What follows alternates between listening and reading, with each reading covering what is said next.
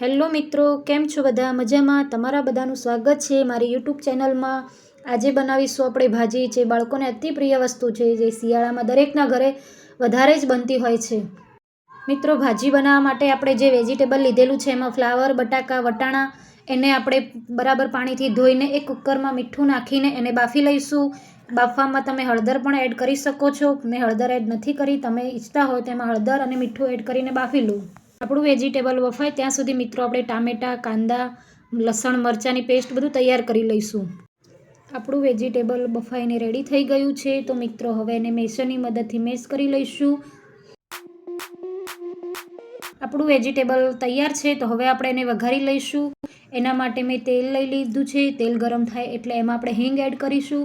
હિંગ નાખ્યા પછી આપણે લસણ, મરચાંને સાંતળી લઈશું.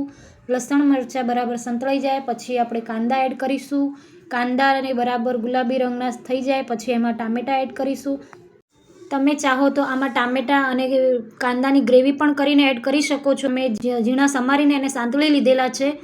હવે આપણા ટામેટાં અને કાંદા બરાબર સંતળાઈ જાય પછી કાંદા ટામેટાને હવે મેશરની મદદથી આપણે થોડા મેશ કરી લઈશું. તમે જો ગ્રેવી નાખો તો મેશ કરવાની કોઈ જરૂર નથી, પણ મેં ગ્રેવી નથી એડ કરી તો એને હું મેશરની મદદથી મેશ કરીને થોડા ગ્રેવી ટાઈપનું ટેક્સચર આપી દઈશ. હવે આપણે આમાં મસાલા એડ કરીશું. તો સૌપ્રથમ આપણે મીઠું એડ કરીશું. મિત્રો, મેં વેજીટેબલમાં મીઠું એડ કરેલું છે. જો તમે એડ ના કર્યું હોય તો તમે સ્વાદ પ્રમાણે લઈ શકો છો. હું કાંદા અને ટામેટાં પૂરતું મીઠું એડ કરું છું આમાં. હવે એમાં હળદર, ધાણા જીરું, મરચું, ગરમ મસાલો, બધા મસાલાને બરાબર મિક્સ કરી લઈશું.